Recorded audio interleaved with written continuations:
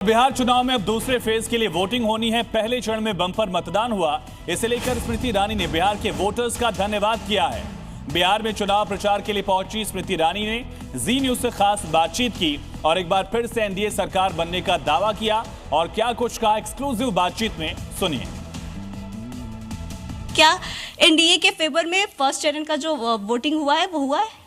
मैं इतना कहूँगी कि पहले तो बिहार की जनता स्वागत और अभिनंदन की योग्य है कि उन्होंने लोकतंत्र के इस उत्सव को इतने जोश के साथ मनाया और आकर अपना वोट दिया।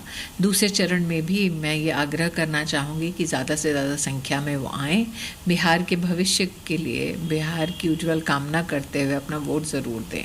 जिस संख्या में महिलाएँ निकल कर आई हैं, उमड़ी हैं हर पोलिंग बूथ पर, वो इस बात का संकेत है कि नरेंद्र मोदी और नीतीश जी ने मिलकर जो महिला की चुनौतियों को समाधान में परिवर्तित करने के लिए विभिन्न योजनाएं बिहार की जनता के सम्मुख प्रस्तुत की, उसके समर्थन में महिलाएं बाहर निकली हैं। साथ ही साथ हमें याद रखना चाहिए कि आरजेडी ने जो खौफ का साया बिहार पर अपने कार्यकाल में सतत बनाए रखा, अपराध का वो दौर बिहार में ना लौटे, इसीलिए भी बहनों ने बढ़ चढ़कर भाजपा ने एनडीए के पक्ष में वोट किया है।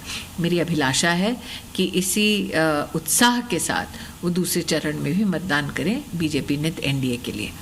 जिस तरह से बीजेपी की तरफ से ये कहा जा रहा है कि 160 प्लस सीट्स आएंगी एनडीए को, तो किस आधार पे ये कहा जा रहा है, किस तरह से विश्लेषण कर रहे हैं? देखिए, ये जो लक्ष्य है वो हमारे गृह मंत्री जी ने प्रस्तुत किया है और आप जानते हैं कि वो इतने अनुभवी नेता हैं और साथ ही स्ट्रैटेजिस्ट हैं कि बिहार की हर विधानसभा सीट पर न सिर्फ सामाजिक विश्लेषण बल्कि मुख्यतः जो विकास की धारा हमने बिहार में नरेंद्र मोदी और नीतीश जी के समन्वय से बहाई है, उसके आधार पर एक संकल्प हेतु उन्होंने आंकड़ा प्रस्तुत किया है। आपको भी विगत दिनों में ये अनुभव हो गया होगा कि हर विधानसभा सीट पर भारतीय जनता पार्टी का हर कार्यकर्ता जोश खरोश के साथ चुनाव में अपने प्रत्याशी को जिताने की होड़ में है। कार्यकर्ता के इस उत्साह को देखते हुए, जनता के समर्थन को देखते हुए, संगठन के समर्पण को देखते हुए हमारे नेतृत्व ने ये संख्या घोषित की है।